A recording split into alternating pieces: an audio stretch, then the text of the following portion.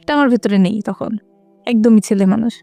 তো এইভাবে হইলো, বিয়ে হয়ে গেল। বাস আধা ঘন্টা ১ ঘন্টা পর যখন আস্তে, আস্তে মেহমান চলে যাওয়া শুরু করলো, তখন আমার এক দাদি, এক ফুপি বলছে, "চল তোকে এবার জামাইয়ের কাছে নিয়ে যাই।" জামাইয়ের সামনে নিয়ে গেল, নিয়ে বসলাম ২ জনা। পাশে বসছে। দেখতে পাচ্ছি যে একটা, আমার মনে আছে এখনো, সে একটা ঠিক আপনার মতো কালারের একটা শার্ট পরে আছে, খয়েরি কি এটা খয়েরি না চকোলেট কালার, যাই হোক এরকম একটা কালারের শার্ট, ব্লাক প্যান্ট পরে সে বসে রইছে বেডের উপরে। হ্যাঁ। তো আমিও তার পাশে গিয়ে তাকে আমার পাশে, আমাকে বসায় দেওয়া হলো তার পাশে।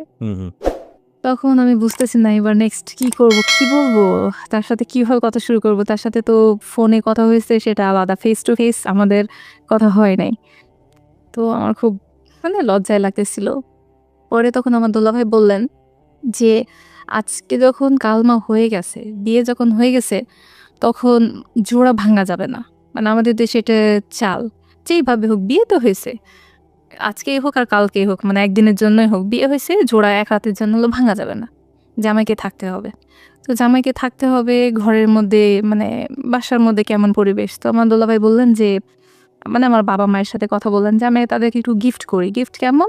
যে তাদেরকে হুট করে যেহেতু বিয়ে হয়েছে, বাসর-টাসর সাজানো হয় নাই, কিছুই হয় নাই, রুম নরমালি। বলছে যে, "তাহলে আমি একটা হোটেলে তাদেরকে একটা সুইট বুক করে দিই। তারা আজকে ওইখানেই ওখানেই নাইট স্পেন্ড করে। হ্যাঁ। নাইট স্পেন্ড করুক, এটা ভালো দেখা যায়। পরে সকালে নাহলে বাসায় ফিরবে।" তো তারপরে আমি তো এত কিছু ভালো বুঝতেছি না। বড়রা যা করতেছে করতে থাকুক। উনিও জামাই মানুষ।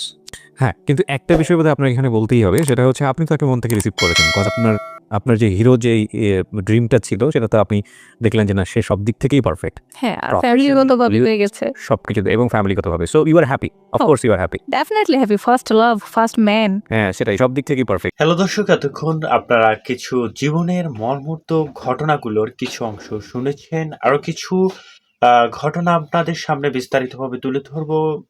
আপনার কেস কিবরিয়া ভাইয়ের তো তার অনুরোধ করব, যারা এখন পর্যন্ত আমাদের এই চ্যানেলটি সাবস্ক্রাইব করেনি, অতি দ্রুত চ্যানেলটি সাবস্ক্রাইব করে রাখুন এবং আপনাদের মতামত অবশ্যই কমেন্ট করে জানিয়ে দিবেন।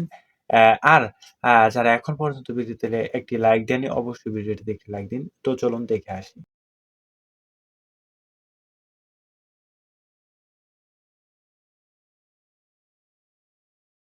ফার্স্ট পুরুষ আমার জীবনে সে, যে আমার কিনে আঙ্গুলটা টাচ করলেও সে মুহূর্ত করে নাই, করলে সেই করবে। জাস্ট একটা মনের মধ্যে এক্সাইটমেন্ট, বিয়ে হয়ে গেল, বিয়ে হয়ে গেল, ওয়াও! মানে একটা পুরুষ সত্যি আমার বিয়ে গেছে, মানে আমি একটা ঘোরের মধ্যে আছি। মানে আমার জীবনে একটা পুরুষ শেষমেশ আসছে, এটি আমার প্রেমিক হবে। তো যাই হোক, আমাদের একটা হোটেলে বুকিং দেওয়া হলো, সেটা রাজশাহীর মধ্যে। পরে আমরা এখানে গেলাম। আমি আলাদাভাবে গেলাম, উনি আলাদাভাবে গেলেন। উনার সাথে ওনার ফ্রেন্ড সার্কেল ছিল। তো সেই ফ্রেন্ডরা ছেলেদের এখন গিফট-টিফট অনেক কিছু দিছে।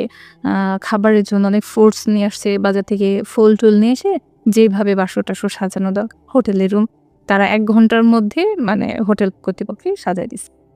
ঠিক আছে? আমরা পরে ওইখানে রাতে থাকলাম। তো আমার দোলাভাই বললেন যে, আ ও ছোট মানুষ। ও যখন এখানে আছে, তো আমার বাবা বলল, "যদি থুয়ে চলে আসবা, এটা তো ঠিক না।" তখন বলছে, "ঠিক আছে বাবা, আমিও এখানে থাকতেছি।" আমার দোলাভাই পাশে একটা রুম নিয়ে বোন আর দোলাভাই থাকলেন। তো আমরা এক রুমে, তারা এক রুমে।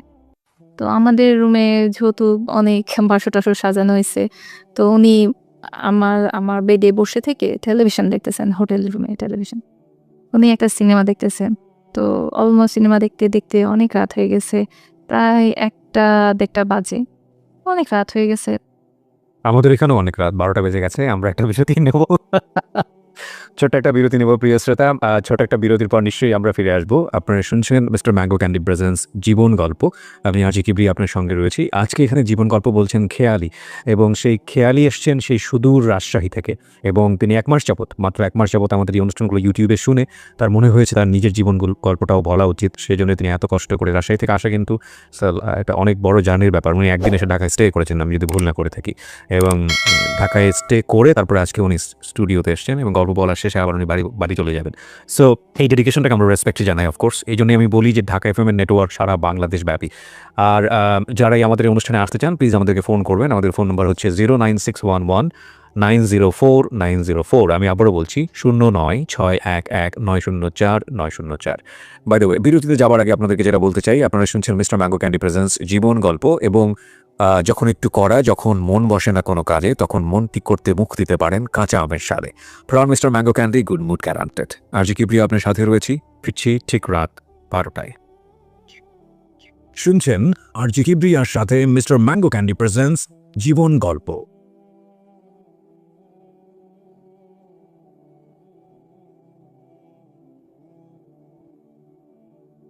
Love,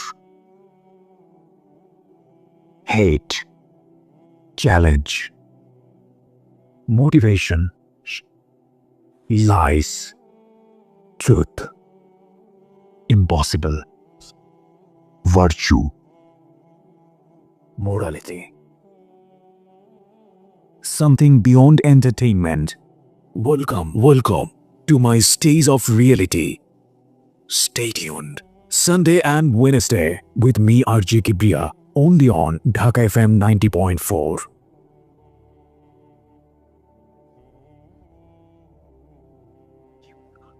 শুনছেন RJ কিবরিয়ার সাথে মিস্টার ম্যাঙ্গো ক্যান্ডি প্রেজেন্টস জীবন গল্প। প্রিয় শ্রোতা, স্বাগত আরও একবার। শুনছেন মিস্টার ম্যাঙ্গো ক্যান্ডি প্রেজেন্টস জীবন গল্প। আমি RJ কিবরিয়া আপনার সাথে রয়েছি। হ্যাঁ, যেখানটায় আমরা ছিলাম, most memorable night in your life. আমাদের বাসরাটা এখান থেকেই শুরু হয়েছে, অথবা বলতে পারেন আমার জীবনের নতুন অধ্যায় শুরু। উনি পাশে বসে থেকে টেলিভিশন দেখতেছিলেন। আমি মনে করি না যে এটা 80+ বা অন্য কিছু।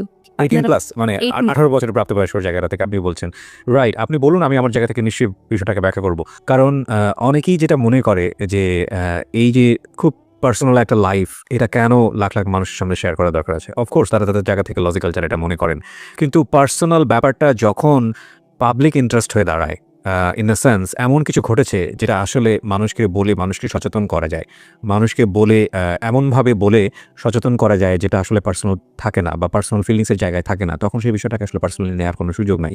পৃথিবীতে এরকম অনেক অনেক রেডিও টেলিভিশন শো আছে যেখানে আরও ডিপ বিষয়গুলো তুলে নিয়ে আসা হয়, এবং সেই তুলে নিয়ে আসার বিষয়টা কিভাবে তুলে ধরা হচ্ছে সেটাই হচ্ছে ফ্যাক্ট। এবং সেটা কি আপনাকে আসলে কোনো বিশেষভাবে কোনো দিকে মোটিভেট করা হচ্ছে, নাকি ঘটনাটিকে আপনাকে এমনভাবে দেখানো হচ্ছে যে যেটা দেখলে বা যেটা বুঝলে আপনার জায়গা থেকে আপনি আসলে ডিমোটিভেট হওয়া বা অন্য কোনো ব্যাড ফিলিংসে যাওয়ার কোনো সুযোগ থাকে না। সো এভাবেই দেখা উচিত, ঠিক আছে? সো আমাদের এই ঘটনাটা আপনারা পুরোটা শুনুন, তাহলে হয়তো বা আপনারা যেটা মনে করছেন বিষয়টা আসলে সেরকম একটা ভূমিকা করে নিলাম আর কি। ওকে। তো সেই বাসরাত এত প্রতীক্ষার পর জীবনে আসলো। উনি পাশে বসে থেকে টেলিভিশন দেখতেছিলেন, আমিও চুপচাপ বসেছিলাম। মানে জীবনে প্রথম একটা পুরুষ মানুষ এক জায়গায়, এক ঘরে, এক জায়গায় বসে আছি, যেটা কখনো কল্পনা করি নাই যে কারোর সাথে এভাবে কথা হবে। কি একটা ঘরের মধ্যে এক জায়গায় থাকতে, এখানে মা বাবাই দিতেছে, ফ্যামিলির লোকজন দিতেছে। এটা আমার কাছে খুব এক্সাইটমেন্ট ছিল, না জানি কি হয়। আর মিডিল একটা কথা বলে রাখি, আমার বিয়ে হয় 2004-এ। তো এটা অক্টোবর ছিল, বেশ ঠান্ডা রাজশাহীতে পড়ে গেছে সেই সময়। তো এই সময়টার মধ্যে শীতের রাত আর হচ্ছে অক্টোবরের মাস, সব মিলিয়ে একটু পরিবেশটা অন্যরকম ছিল। রোমান্টিক এনভায়রনমেন্ট আপনি বলতে সব যাচ্ছেন। মিলিয়ে বিয়ের এনভায়রনমেন্ট, মৌসুম যেটা আর ভয়ে হয়তো বা একটু বেশি ঠান্ডা কাঁপুনি, ঠান্ডা লাগতেছিল। সেই সময়তে ফেসবুক আইডি কি জিনিস ছিল না, হয়তোবা ছিল, আমাদের কাছে ছিল না। আর পার্সোনাল মোবাইল ছিল না। সো ইন্টারনেট কি জিনিস, বা এখানে বলে রাখি যে এই যুগের ছেলেমেয়েরা অনেক বেশি অ্যাডভান্স বোঝে। আপনি যেটা বোঝাতে চাচ্ছেন যে আসলে রিলেশনশিপের ক্ষেত্রে কি হয় এই বিষয়গুলো সম্পর্কে আপনি আপডেটেড ছিলেন না, জি। রাইট? অনেকেই প্রশ্নটা করে, তুমি একটা ম্যাচিউর মেয়ে, কলেজ, করছো হ্যাঁ তুমি ফার্স্ট ইয়ারে উঠছো, তোমার তো সব জানার কথা। হ্যাঁ, আমি টেলিভিশনে দেখছি বিয়ে, বর বউ কি করতেছে, কিসিং পর্যন্ত সিন হয়, তারপর লাইট অফ হয়ে যায়। তো আপনার ধারণা ছিল ওটুকুই হচ্ছে। এটুকুই হবে। তো আমার একটা আইডিয়া ছিল নায়ক নায়িকা গল্প করবে, বা রোমান্টিক এনভায়রনমেন্ট, গান বাজবে, বা ব্যাকগ্রাউন্ডে অনেক কিছু চলবে, দুজনের মধ্যে অনেক কিছু হবে। সেরকম কিছুই হয়নি। উনি জাস্ট বসে সোজাসুজি টেলিভিশন দেখছেন, একটা মুভি দেখতেছেন, মনে হচ্ছে মুভিটা এমন কিছু, জীবনে সব কিছু এটে, মানে এত কনসেন্ট্রেশন দিয়ে এত কনসেন্ট্রেশন, চুপ করে আছে উনি। আমি পাশে একটা মেয়ে মানুষ স্টিল বসা, মানে আমি চাচ্ছি যে সেই রকম চোখে চোখ দিয়ে ঘুমটা ওঠানো বা সামথিং লাইক দ্যাট। যেটা আপনি চিন্তা করেছেন। হ্যাঁ, মুভিতে দেখছি যে এমন কিছু হয়, এইভাবে জামাই আসবে, ঘুমটা উঠাবে, কথা হবে, হাসা হবে, আই কন্টাক্ট হবে, নাথিং লাইক দ্যাট। ওরকম কিছুই হয় নাই। জাস্ট উনি বসে, বসে টিভি দেখতেছেন, আমি পাশে বসে আছি। আচ্ছা, হইল। কিছুক্ষণ পরে লাইট অফ হয়ে গেল। লাইট অফ হলো, তারপর আর কি হইল, আমি আমার মানে ওটে চোখের সামনে জিনিসটা অন্ধকারের মধ্যে কি হয়েছে আমার সেটা আমি ছবিটা বলতে পারতেছি না, কিন্তু আমার অনুভূতিতে হচ্ছে যে একটা মানুষ, কোনো কথা নেই, আমি কি পছন্দ করি, আমি কি লাইক করি, গল্প মিষ্টি মধুর, I love you then I like you, nothing like that. শুধু অন্ধকারের মধ্যে মনে হচ্ছে যে একটা মানুষ direct without any conversation he just start that kissing. আমি কিসিং বুঝি না সে সময়, মানে লাইফে কখনো কিস বাচ্চাদের সঙ্গে হয়েছে, বাট একটা পুরুষের সাথে, আই মিন পুরুষের সাথে কিস কি জিনিস আমি বুঝি না। এটা ফেস আমি দেখতে পাচ্ছি না, কিন্তু একটা মানুষ মানে আমার উপরে ঝাঁপাই পড়ে কি যেন করতে চেষ্টা করতেছে সে। আমার ফিল হইলো যে আমাকে কেউ মেরে ফেলতেছে, মানে আমি জাস্ট পেনে ব্যথা আমি মারা যাচ্ছি, আমি কিছু বুঝতেছি না, আমার ভিতরে শারীরিক কোনো অনুভূতি নেই। জাস্ট আমি ওই দিন ওই মুহূর্তে বুঝতে পারছি যে রেপ বা ধর্ষণ কাকে বলে। আমার মুখ থেকে যখন মানে বলতেছি যে তার নামটা নিয়ে বলতেছি ছেড়ে দাও, এটা আমি 2-3 বার বলার পরে সে জাস্ট আমার মুখের পরে মানে টোটালি হাত দিয়ে মুখটা বন্ধ করে দিল। আমি নড়তেও পারছি না, কথা বলতে পারতেছি না, আমি নিজেকে অনেক চেষ্টা করছি ছোটানো, আমি সেটা পাচ্ছি না, কিন্তু আমি বুঝতেছি যে আমি মারা যাচ্ছি, একবারই টোটালি মারা যাচ্ছে। আমার চোখ টোক দিয়ে মনে হচ্ছিল যে রক্ত বের হয়ে আসবে, মানে এতটা বেশি পেন আমার ছিল। আমার মুখটাও চেপে ধরা হয়েছে। আমার স্পষ্টভাবে মনে আছে সেই সময় মনে হচ্ছিল যে আমার মা বাবা কি এটা মানে বিয়ে, আমাকে এই জন্য বিয়ে দিল, এটাই সেই ফার্স্ট নাইট, এটাই সে বাসরাত, এটাই সেই গান বাজনা বাজা, এই যে পুরুষ মানুষ লাইফে আসা, এটাই প্রেম, এটাই ভালোবাসা, দরকার নেই। মানে আমার খুব খারাপ লাগতেছিল, আমি ভেতরে টোটালি কাঁদতেছিলাম যে এটা কি হচ্ছে আমার সাথে। তারপরে আমার কণ্ঠস্বর মেবি পাশের রুম থেকে আমার বন্ধুল্লা ভাই শুনতে পেয়েছে। ইট ওয়াজ তার- লাউড। ইট ওয়াজ লাউড। তো আমার বোন কিছুক্ষণ পরে আমার রুমে এসে নক করতেছে, বলছে একটু খোল তো। আমি বলি কি হয়েছে আপু? তখন বলছে কিরে তোদের মধ্যে কি ঝগড়া হচ্ছে, কিছু হচ্ছে? আমি কই না তো। বলছে যে অনেক শব্দ হচ্ছে, এই রুম পর্যন্ত আসতেছে, তুই কি চিল্লাচিল্লি করতেছে? আমি কই না আপু কিছু হয়নি, আজ আমাদের বিয়ে কেন ঝগড়া হবে? আচ্ছা ঠিক আছে, আমার বোন চলে যায়। পরে এরকমভাবে রাতটা কাটছে। হি ওয়াজ ডক্টর রাইট? জি। সে ডাক্তার ছিল। ওকে, এটা আমি আরেকবার একটু আপনাকে মেনশন করলাম। ওকে ফাইন, হ্যাঁ বলে দেন আপনি, হ্যাঁ প্লিজ কন্টিনিউ করেন। তো তারপর সকাল হলো, পরের দিন সকালে ওনার ক্লিনিকে, উনি হসপিটালেও যাইতেন ক্লিনিকেও যাইতেন, তো সকালে ওনার ডিউটি হসপিটালে ছিল, উনি চলে গেছেন। তো আমরা সবাই বাসায় চলে এলাম, উনি হোটেল থেকেই হসপিটালে চলে গেলেন, আমি আমার বন্ধুলা ভাইয়ের সাথে বাসায় চলে আসছি, আমার বোনের সাথে বাসায় চলে আসছি। তো বাসায় আসার পরে আমার ফিজিক্যাল কন্ডিশন এমন ছিল, আমি সোজা দাঁড়াইতে পারতেছিলাম না। তো বাসার যে আমাদের একটা দাদি ছিলেন কাজে, তাকে দাদি বলে ডাকতাম। সে বলছে তোর কি হয়েছে, তোর পা কাঁপতেছে কেন? আমি কই না, ওই হচ্ছে একটু পড়ে গেছিলাম, সিঁড়ি দিয়ে পড়ে গেছিলাম, কথাটা বলে আমি জাস্ট রুমে চলে আসছি। এসে কোনো রকমে শুধু আমার মায়ের বেডের উপর শুয়ে পড়ছি। আমার মা দৌড় দিয়ে আসছে, এসে আমার পুরো শরীর থরথর করে কাঁপা দেখে আমার মা বলতেছে কি হয়েছে। তারপর আমি বললাম মা আমার শরীর খুব খারাপ লাগতেছে। আমি তখন কেঁদে দিয়েছি, আমি বলতেছি মা আমাকে একটু পানি দাও। মা পানি নিয়ে এসে দিয়েছে, তখন আমার ভেতর থেকে কথা বের হচ্ছে না। আমি তখন বলতেছি মা আমার খুব খারাপ লাগতেছে। মা কয় কি হয়েছে বল। আমি বুঝি না যে কতটুকু ঢাকতে হবে, কতটুকু বলতে হবে। আমি আমার মাকে কিন্তু A to Z বলছি, ওকে, আমার যে মুখের উপর হাতটা চিপে ধরা হয়েছিল এটাও বলছি। মা একটু হয়ে গেছেন, shocked, like she was shocked.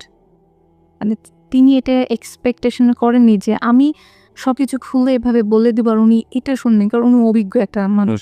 উনি আমাকে ফট করে উনি পেছনে একটু সরে গিয়ে দাঁড়িয়ে থেকে ওনার চোখগুলো একটু বড় বড় হয়ে গেলো এবং ওনার মুখ দিয়ে বের হইলো, মনে হয় আমরা ছেলেটা ভালো ছেলে চয়েস করতে পারলাম না, মনে হয় ভুল হয়ে গেল কোথাও। প্রথম দিনই উনি এই কথাটা বললো। পরের দিন সকালে এই কথাটা ওনার মুখ দিয়ে বের এখানে আমার দুটো বিষয় একটু বলা দরকার প্রিয় শ্রোতা, যেটা আমি শুরুতেই আপনাদেরকে একটু ইন্ট্রোডাকশন দিয়েছিলাম যে ডোন্ট অ্যাজিউম, কজ আমাদের জায়গা থেকে এই বিষয়গুলোকে ট্যাবু মনে করা হয়, এগুলোকে ডিসকাস করা অনুৎসাহিত করা হয় এবং এটাকে রেডিও টেলিভিশন বা অন্যান্য জায়গাতে নিয়ে আসাটাকে অনেক বড় রকমের ভুল মনে করা হয়। এবং আমরা আজকে যে নারীবাদী কথাবার্তা শুনি, প্রয়োজন আছে অবশ্যই অফকোর্স, এবং নারীর মুক্তির যেসব কথাবার্তা শুনি সেগুলোর প্রয়োজন আছে। আমরা খুব বেসিক জায়গাতে আছি, নারী স্বাস্থ্যের ব্যাপারে কথা বলি, মাতৃস্বাস্থ্যের ব্যাপারে কথা বলি, এবং একই সাথে আমরা একটা নারীর অধিকার সংস্কারের জন্য ডিসিশন মেকিংয়ের জায়গাটাতে যে ধরনের অধিকার তাদের পাওয়া উচিত সেগুলো নিয়ে আমরা কথা বলি। এবং অবশ্যই সেদিক থেকে বাংলাদেশ অন্যান্য দেশের রোল মডেল হয়েছে এবং সেজন্য সরকারকে অনেক বেশি ধন্যবাদ জানাতে হয় যে না, তারা যুগোপযোগী ভূমিকা রেখেছেন। কিন্তু একটা নারী একটা সংসারের জন্য যত বড় স্যাক্রিফাইস করেন, একটা সংসারের জন্য তিনি সারাটা জীবন জুড়ে, আমি এরকম অনেক নারীর গল্প জানি যারা অনার্স মাস্টার্স পর্যন্ত করেছেন, দেশে তো দূরের কথা, ঢাকা বিশ্ববিদ্যালয়তে দূরের কথা, বিদেশ থেকে পড়াশোনা করে এসে সে কোনো জবে যাননি, শুধু সংসারের জন্য নিজের জীবনটা শেষ করে দিয়েছেন, ছেলে মেয়েদেরকে মানুষ করার জন্য শেষ করে দিয়েছেন। এই নারীর যে পরিবারের প্রতি ত্যাগ, পরিবার তথা সমাজ তথা রাষ্ট্রের জন্য ত্যাগ, সেই ত্যাগের মূল্য আর্থিকভাবে নিরূপণ করা অসম্ভব। কিন্তু এই যে স্বপ্নের যে এক অপমৃত্যু, দেখুন এরকম একটা মানুষ, এই মেয়েটার কথা যদি আমি বলি খেয়ালি, আপনি তার বড় হয়ে ওঠা এবং তার চাইল্ডহুড এবং তার যে সার্কেল, তার যে পারিবারিক ব্যাকগ্রাউন্ড, তার যে রিলিজিয়াস ইন্টেনশন, তার যে রিলিজিয়াস প্র্যাকটিস, সব জায়গাটা থেকে আপনি তাকে কোনোভাবেই আঙুল তুলতে পারেন না। এবং তার মনের মধ্যে সেই যে কি বলা যেত রাজকুমারের প্রতি প্রতীক্ষা, সেটাকেও আপনি পুত পবিত্রই মনে করতে পারেন। কিন্তু রাজকুমার তার জীবনে আসলো এবং প্রথম রাত, একটা কথা আছে, first sight is the last sight, প্রথম দর্শনই শেষ দর্শন। প্রথম দিনই যে অভিজ্ঞতার মুখোমুখি হলো, এটা কয়জন মানুষের ভুলের কারণে? এটা আমি মনে করি বেশ কয়েকজন মানুষের ভুলের কারণে। প্রথম ভুলটা তার পরিবার থেকে, এবং যেই মা চোখ বড় করে পিছন দিকে চলে গেলেন, বা তার একটা বড় বোনও ছিল, তারা যদি তাকে একটু বেসিক এডুকেশনটা দিতেন, যেটা আমাদের ধর্মেও পারমিট করা হয়।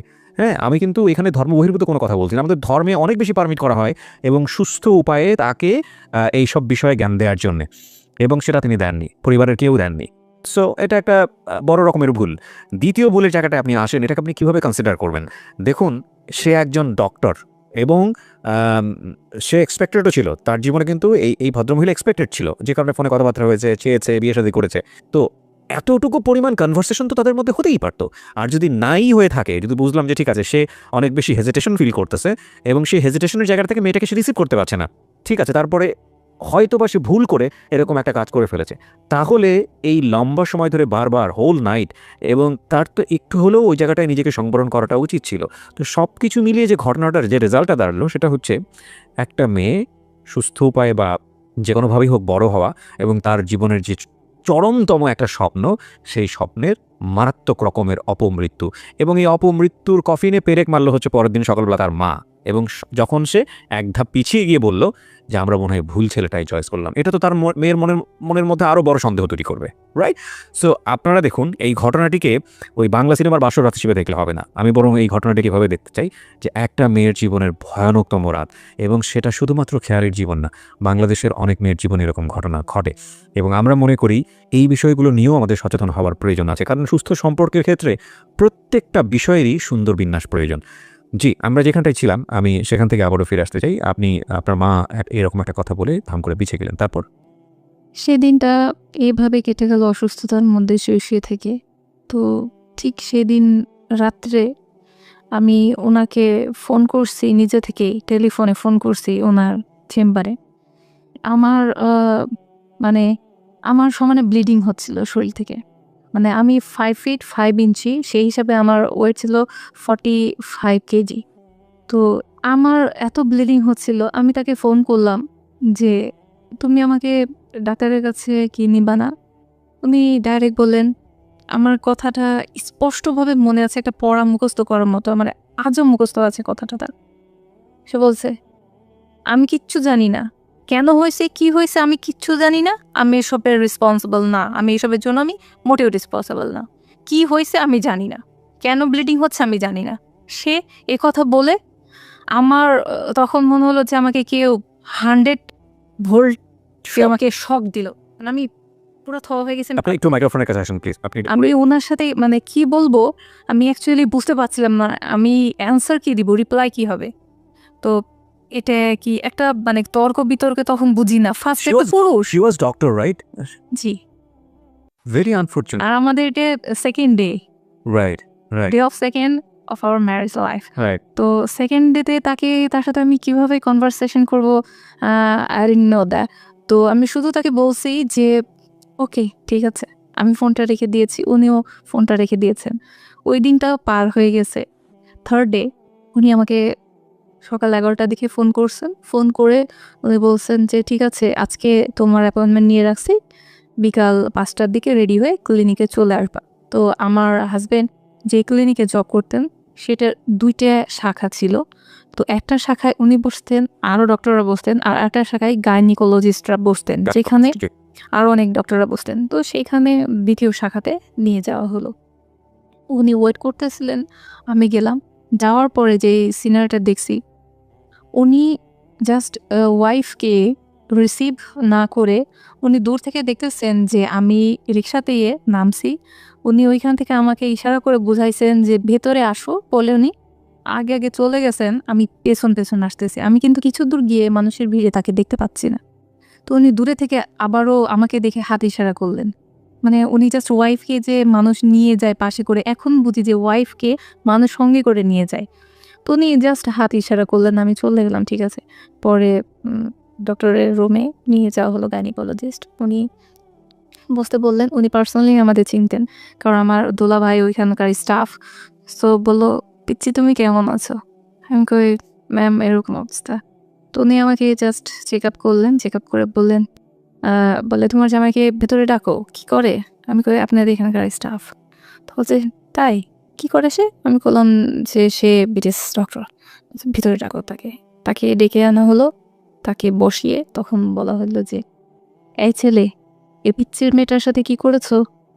সে তো অনেক অসুস্থ, তুমি অ্যাটলিস্ট 15 দিন বাসায় আসবে না। তারপর আমাকে ডাক্তার 15 দিনের রেস্ট দিয়েছেন। তো 15 দিন উনি আসতে পারবেন না। ঠিক 15 দিন পরে উনি আমাদের বাসায় আসছেন। তো ফ্যামিলি মেম্বারদের সাথে কথা হয়েছে, তারা অনুষ্ঠানটা করবে যখন উনি এখান থেকে চলে যাবেন। মেবি 1 বছর পরে উঠায় নেওয়া হবে, এগুলো যেটা বলে ফ্যামিলি মেম্বারদের মধ্যে কথা হয়েছে। তো তখন আমার জামাই বলল যে ঠিক আছে, 1 বছর পরে উঠায় নেবে, ততদিনে আমি তো এখানে থাকবো, আমার ইন্টার্নশিপ 1 বছরের এখানেই থাকবে, তো আমি মাঝে মধ্যে আসবো। উনি হোস্টেলে থাকতেন এবং মাঝে মধ্যে আমাদের বাসায় আসতেন। আমার বাবা একটা রুম তার জন্য দিয়ে দেন, বরাদ্দ করা হয় আমাদের বাসায়। দোতলাতে পুরো একটা রুম আমাদের জন্য ছেড়ে দেওয়া হয়। সেখানে অল ফার্নিচার দেওয়া হয়েছে, যাতে তার কোনো সমস্যা না, টেলিভিশন থেকে শুরু করে সব কিছু ওয়েল ফার্নিশড করে দেওয়া হয়েছে, যেন সে এসে কমফর্ট ফিল করে। কিন্তু উনি যখন 15 দিন পরে আসলেন, মানে আমি ভাবছিলাম হয়তোবা হাজব্যান্ড ওয়াইফের মধ্যে প্রেম ভালোবাসা নামক অনেক কিছু হয়, যেগুলো মুভিতে দেখি, অথবা আমার দোলাভাই। তখন আপনি এক্সপেক্ট করেই যাচ্ছেন। আপনাদের বয়সের গ্যাপ কতখানি ছিল? উনি 78। 78, আপনি 84, so it's like 6 years. Perfectly okay. Okay, আমরা বিরতি নেব প্রিয় শ্রোতা। পারফেক্টলি ওকে অনেক সময় এইজের দিক থেকে, লুকের দিক থেকে হলেও মনের জায়গা থেকে অনেক সময় হয় না, এবং সেটার পেছনে হয়তো যথেষ্ট কারণ থাকে। কারণ ছাড়া আসলে কিছুই ঘটে না। আমরা ছোট্ট একটা বিরতির পর আবারও ফিরে আসবো মিস্টার ম্যাঙ্গো ক্যান্ডি প্রেজেন্স জীবন গল্পে। আজকে এখানে এসছে খেয়ালি। তিনি তার জীবন গল্প নিয়ে, সে এসছে রাজশাহী থেকে তার এই জীবন গল্পটা বলার জন্য। আর বিরতিতে যাবার আগে মিস্টার ম্যাঙ্গো ক্যান্ডি নিয়ে যে কথাটা বলেছিলাম, আবারও বলছি, সিচুয়েশন যখন একটু করায়, যখন মন বসে না কোনো কাজে, তখন মন ঠিক করতে মুখ দিতে পারেন কাঁচা আমের সাথে। Pran mister mango candy, good mood guaranteed. ফিরছি একটু পর। শুনছেন আরজি কিবরিয়ার সাথে মিস্টার ম্যাঙ্গো ক্যান্ডি প্রেজেন্টস জীবন গল্প।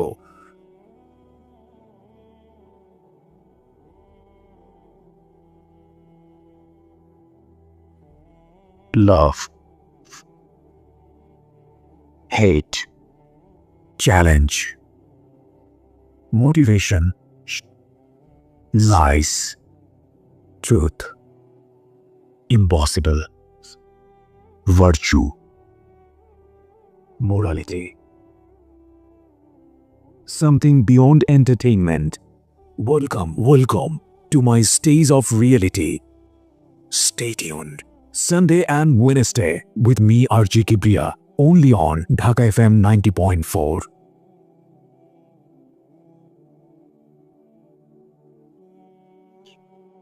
শুনছেন আরজি কিবরিয়ার সাথে মিস্টার ম্যাঙ্গো ক্যান্ডি প্রেজেন্টস জীবন গল্প।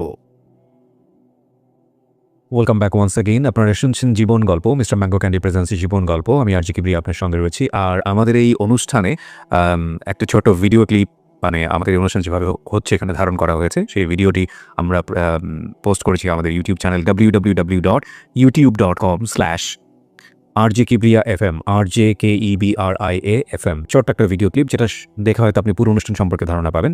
ওখানে গিয়ে আপনি যেটা করবেন, আমাদের অবশ্যই সাবস্ক্রাইব করবেন চ্যানেলটি। সাবস্ক্রাইব করার পরে ভিডিওটি আপনি দেখবেন, লাইক করেন, কমেন্টস করেন, শেয়ার করেন, কোনো আপত্তি নেই।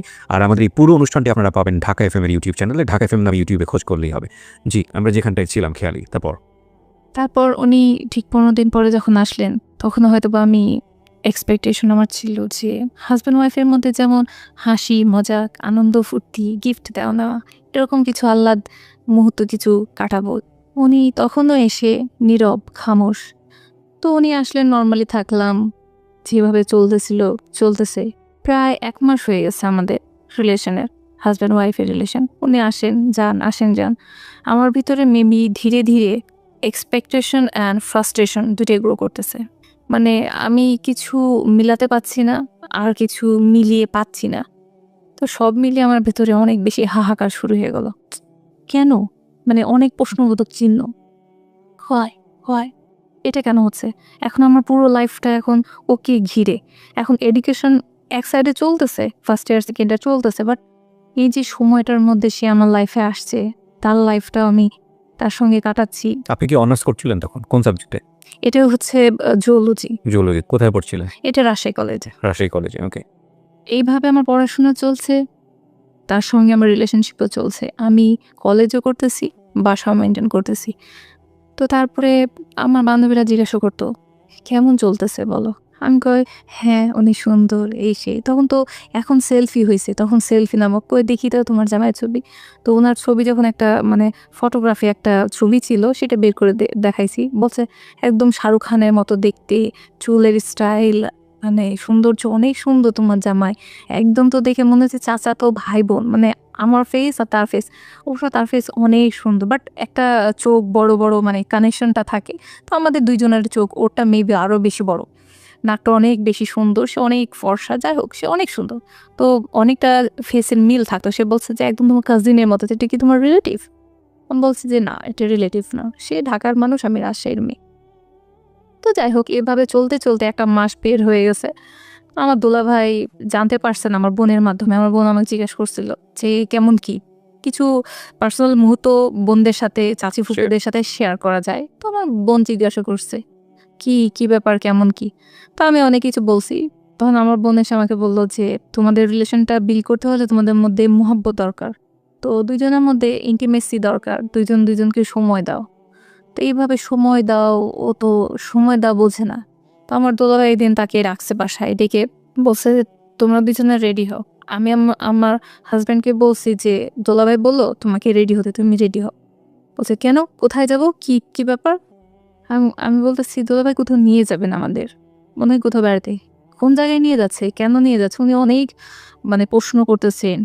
তার প্রশ্ন শেষ নেই। আমি বলতেছি, "উনি রেডি হইতে বলছেন, আমি রেডি হচ্ছি, তুমিও রেডি হও। পরে গিয়ে দেখব।